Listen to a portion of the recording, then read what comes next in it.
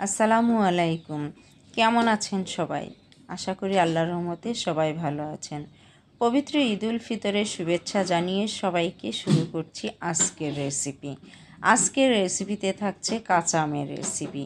কাঁচা আম দিয়ে কিভাবে তৈরি করেছি আজকের রসগোল্লা এবং আমের আচার। তো viewers, step by step follow করুন কিভাবে তৈরি করেছি এই কাঁচা আমের আচার এবং রসগোল্লা। ভিউয়ার্স, ভিডিওটি শুরু করার আগে আপনাদের কাছে ছোট্ট একটি রিকোয়েস্ট, যারা আমার চ্যানেলটি এখনও সাবস্ক্রাইব করেননি দয়া করে চ্যানেলটি সাবস্ক্রাইব করে পাশে থাকা বেল বাটনটি বাজিয়ে দিন। যখনই আমি নতুন কোনো ভিডিও আপলোড দেবো সর্বপ্রথম নোটিফিকেশন পেয়ে যাবেন। আর যারা আমার চ্যানেলটি সাবস্ক্রাইব করেছেন তাদের অসংখ্য ধন্যবাদ। তো চলুন ভিউয়ার্স, আজকের ভিডিও শুরু করি কিভাবে আমি একই উপকরণে দুটি রেসিপি তৈরি করেছি। তো আমি এখানে 250 গ্রাম মতো নিয়ে নিয়েছি কাঁচা আম। আমি কাঁচা আমটিকে আগে থেকে কেটে ঘন্টাখানেক ভিজিয়ে রেখেছিলাম, যেন যে এর একটা কচি কষ থাকে সেই কষগুলো সহজেই বের হয়ে যায়। এরপরে আমি একটা মিক্সে গ্রাইন্ড করে নিচ্ছি। আধা কাপ পরিমাণ পানি দিয়ে আমি আমগুলো গ্রাইন্ড করে নিচ্ছি। তো ভালোভাবে গ্রাইন্ড করে নিতে হবে যেন খুব ভালোভাবে পেস্ট হয়ে যায়। তো দেখতেই পাচ্ছেন, এরপরে আমি একটি ছাঁকনিতে ছেঁকে নিচ্ছি। তো আস্তে আস্তে ছেঁকে নিতে হবে, তবে যে রসগুলো বের হবার পরে যে আমের পেস্টগুলো থাকবে এগুলো আমরা ফেলে দেব না। এই পেস্ট দিয়েই কিন্তু আমাদের মজার কাজ আছে। তো দেখতে থাকুন যে এই পেস্টের কি কাজ আছে এবং এই রস দিয়ে কিভাবে আমরা রসগোল্লা রেসিপি তৈরি করব। তো ঠিক উপরে আমাদের প্রায় 1 কাপ পরিমাণে কিন্তু আমের শুকনো পেস্ট রয়ে গেছে, এগুলো আমি আলাদা রেখে দিচ্ছি। আর আমরা আমগুলোকে আধা কাপ পরিমাণ পানি দিয়ে যে জুসটা করেছি, এখানে আমার কিন্তু সর্বোপরি রস হয়েছে 1 কাপ পরিমাণ। তো আমি আলাদা সাইডে রেখে দিচ্ছি এবং একটি পাত্রে দিয়ে দিচ্ছি 1.5 লিটার পরিমাণ দুধ। আপনারা এখানে দুধ কম বেশি করতে পারেন, আসলে মিষ্টির উপরে নির্ভর করছে কতটুকু মিষ্টি আপনি তৈরি করবেন। এখানে আমি 1.5 লিটার দিয়ে প্রায় 12 থেকে 15টি মিষ্টি হয়েছিল। তো ভালোভাবে নাড়াচাড়া করে নিচ্ছি ফুটে ওঠা পর্যন্ত। তবে ভিউয়ার্স, আমরা খুব বেশিক্ষণ ফোটাবো না, জাস্ট ফুটানোর পরে 5 মিনিট পর্যন্ত যখন বলক উঠতে থাকবে তখনই আমরা ছানাটা তৈরি করে নেব। তো এখানে আমি আধা কাপ পরিমাণ আমের রস দিয়ে ছানাটা তৈরি করে নিচ্ছি। আমরা সাধারণত জানি যে টকে কিন্তু দুধের ছানা কাটে, তবে খুব বেশি গরম দুধের মধ্যে ছানা কাটতে যাবেন না। দুধের বলক ওঠার ঠিক 3 থেকে 4 মিনিট পর্যন্ত জালটা থামিয়ে নেবার পর আমরা আমের রসটা দেব। তো দেখেন, নাড়াচাড়া করতে করতে আধা কাপ রসেই কিন্তু আমার ছানাটা তৈরি হয়ে গেছে। অল্প অল্প করে রস দিতে হবে এবং নাড়াচাড়া করলেই এরকম ছানা তৈরি হয়ে যাবে। তো ঠিক ছানাগুলোকে আমরা ছেঁকে নেব, তবে ছানাতে যেন টক টক ভাব না থাকে এই জন্য ছানাগুলোকে বেশ একটু পানি দিয়ে ধুয়ে নিতে হবে। এখানে আমি ঠিক 2 বার মতো ছানাগুলোকে ধুয়ে নিয়েছি, যেন ছানার ভেতরে খুব বেশি একটা টক টক না থাকে। তো এভাবে ঠিক ছেঁকে নিতে হবে এবং ছানাগুলোকে আমি একটা পাতলা ন্যাকড়ার মধ্যে করে নিয়ে রেখে দিয়েছিলাম প্রায় 1 ঘন্টা মতো, যাতে করে খুব ভালোভাবে পানিটা ঝরে যায়।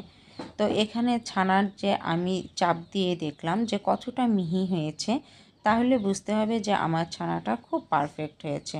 তবে আমি ছানাগুলোকে খুব বেশি শুকিয়ে ফেলিনি, একটু বেশ হালকা পানি ছিল, যেহেতু এখানে আজকে আমি কর্নফ্লাওয়ার দিয়ে মিষ্টিটা তৈরি করব।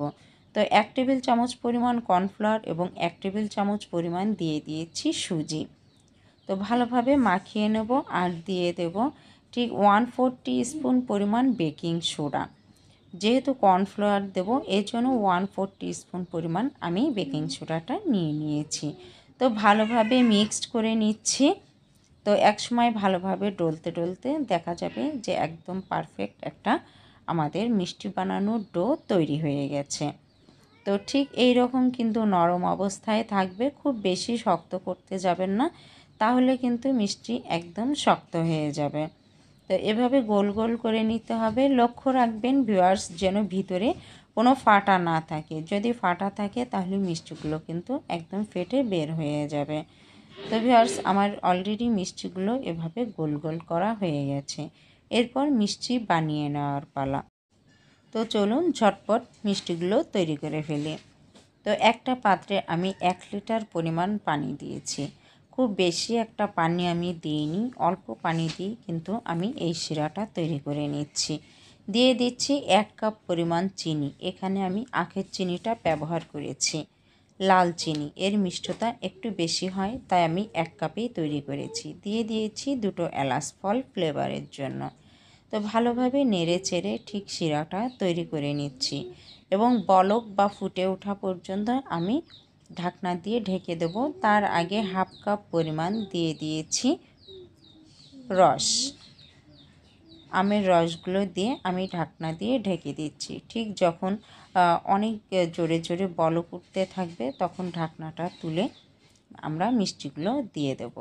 তো ঠিক তার আগে যে দেখা যাবে যে কোনো টক জিনিসেই কিন্তু ময়লা কাটে সহজে, তো আমরা ময়লাগুলো উঠিয়ে নেব। আর দিয়ে দিচ্ছি 1/4 টিস্পুন পরিমাণে ফুড কালার। অবশ্য ফুড কালারটা আপনারা অ্যাভয়েড করতে পারেন যদি আপনারা না চান।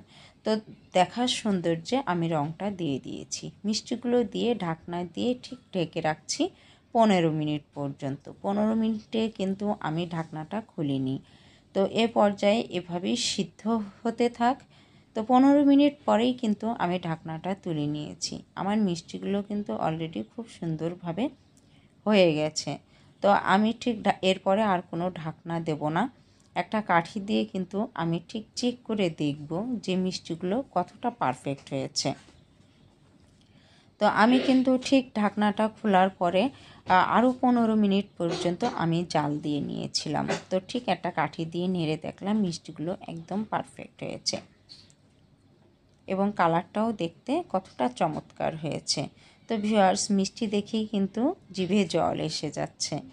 তো এতটা সুন্দরভাবে মিষ্টি আপনারা বাড়িতে তৈরি করুন, দেখবেন যে বাড়িতে সবাই খুবই পছন্দ করবে। আমি কেটে দেখিয়ে দিচ্ছি যে কতটা সুন্দর হয়েছে।